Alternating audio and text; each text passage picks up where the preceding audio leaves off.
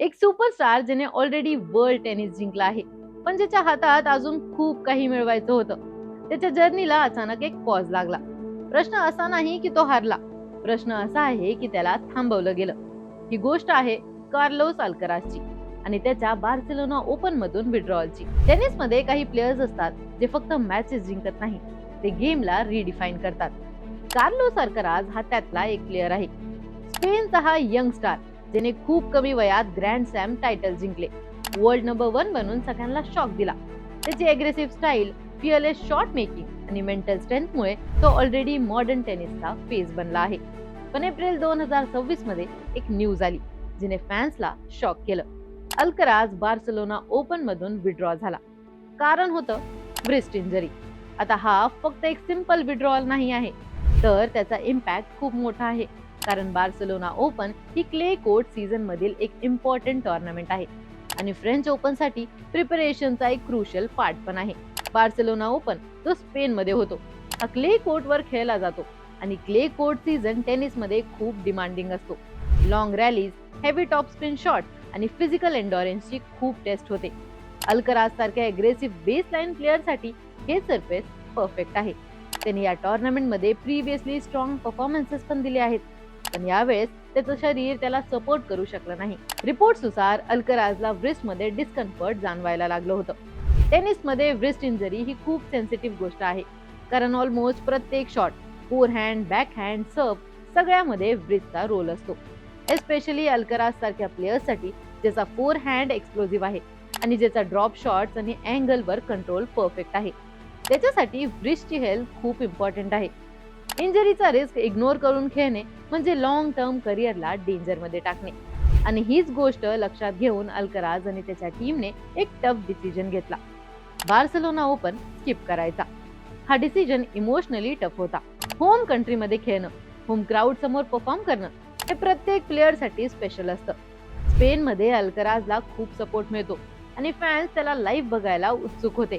पण काही वेळा शॉर्ट टर्म एक्साइटमेंट पेक्षा लॉंग टर्म करिअर जास्त इम्पॉर्टंट असतं. आता या इंजरीचा डीपर इम्पॅक्ट बघूया. ब्रेस्ट इंजरी टेनिस मध्ये खूप ट्रिकी असते. इथे फक्त पेनचा प्रश्न नाही, तर रिकव्हरीचा पण प्रश्न असतो. जर प्रॉपर रेस्ट नाही घेतलं तर इंजरी अजून वाईट होऊ शकते आणि प्लेअरला महिन्यांसाठी बाहेर राहावं लागतं. हिस्ट्री बघितली तर काही टॉप प्लेयर्सला ब्रेस्ट इंजरीज मुळे खूप मोठा सेटबॅक बसला आहे. अल्कराजसाठी ही सिच्युएशन खूप क्रिटिकल आहे, कारण आता क्ले सीझन सुरू झाला आहे. बार्सिलोना ओपन नंतर मॅड्रिड ओपन, इटालियन ओपन आणि सगळ्यात मोठा फ्रेंच ओपन येतोय. फ्रेंच ओपन हा क्ले कोर्ट वर खेळला जातो आणि अल्कराज हा तिथे स्ट्रॉंग कंटेंडर मानला जातो. पण आता तो टाइम वर फुल्ली फिट होईल का? आता थोडा त्याच्या रिसेंट फॉर्म कडे बघूया. अल्कराजने लास्ट काही टुर्नामेंट्स मध्ये मिक्स्ड रिझल्ट दिले होते. काही मॅचेस मध्ये तो डॉमिनंट दिसला, पण काही ठिकाणी इनकन्सिस्टन्सी पण दिसली. इंजरीमुळे रिदम ब्रेक होणे हे ऍडिशनल चॅलेंज आहे.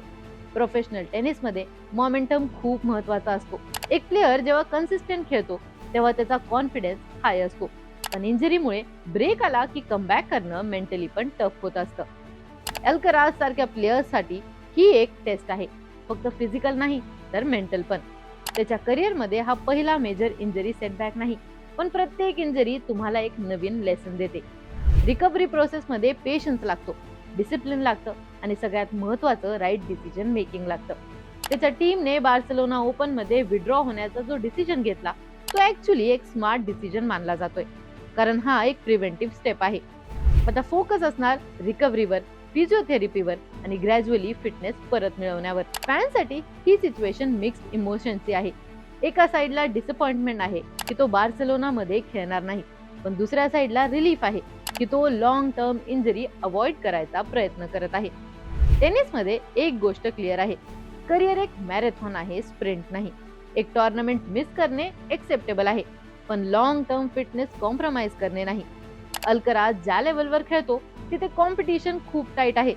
नोवाक जोकोविच, जॅनिक सिनर सारखे प्लेयर्स कॉन्स्टंटली टॉप फॉर्म मध्ये आहेत. त्यामुळे जर अल्कराज थोडा पण ऑफ फॉर्म मध्ये गेला तर रँकिंग आणि टायटल्स वर डायरेक्ट इम्पॅक्ट पडतो. बार्सिलोना ओपन सारख्या टुर्नामेंट मध्ये ऍब्सन्समुळे त्याची रँकिंग पॉइंट्स लूज होऊ शकतात, पण त्याच्या टीमला माहिती आहे की फुल्ली फिट अल्कराज परत आला की तो हे सगळे कॉम्पन्सेट करू शकतो. आता अल्कराजची बिगेस्ट स्ट्रेंथ म्हणजे त्याचा फिअरलेस माइंडसेट. तो रिस्क घेतो, क्रिएटिव्ह शॉट्स काढतो आणि प्रेशर मध्ये पण एग्रेसिव्ह राहतो. पण ब्रिस्ट इंजरीमुळे काही वेळा प्लेयर्स सबकॉन्शियसली कॉशियस होतात. हे ओव्हरकम करणे हे त्याच्यासाठी नेक्स्ट चॅलेंज असणार आहे. मेडिकल टीमचा रिपोर्ट खूप इम्पॉर्टंट असणार आहे. जर इंजरी मायनर असेल तर तो मॅड्रिड ओपन पर्यंत कमबॅक करू शकतो, पण जर थोडी सिरियस असेल तर फ्रेंच ओपन वर पण इम्पॅक्ट होऊ शकतो. फ्रेंच ओपनच्या अँगलने बघितलं तर ही गोष्ट खूप इम्पॉर्टंट आहे. क्ले कोर्टवर अल्कराज हा स्ट्रॉंगेस्ट कंटेंडर्स मधून एक आहे. त्याच्या movement, top spin, heavy shot आणि स्टॅमिनामुळे तो तिथे खूप डेंजरस प्लेअर आहे. पण फिटनेस नसेल तर सगळा गेम कोलॅप्स होऊ शकतो.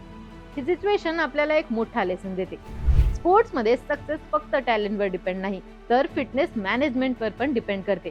बेस्ट प्लेयर्स ते असतात जे राईट टाइमवर राईट डिसिजन्स घेऊ शकतात. अल्कराजने आता जो डिसिजन घेतला आहे ते त्याची मॅच्युरिटी दाखवते. यंग एज मध्ये पण तो लॉंग टर्म थिंकिंग करत आहे. पण आता कार्लोस अल्कराज हा या इंजरी नंतर स्ट्रॉंगर कमबॅक करून क्ले सीझन डॉमिनेट करणार का, की ही इंजरी त्याच्या मोमेंटमला ब्रेक करून त्याच्या बिगेस्ट टार्गेट्सवर इम्पॅक्ट करणार? तुमचे थॉट्स आम्हाला कमेंट्स मध्ये नक्की कळवा आणि अशाच क्रीडा विषयक ट्रेंडिंग अपडेटसाठी एजीसी स्पोर्ट्सला सबस्क्राईब करायला विसरू नका.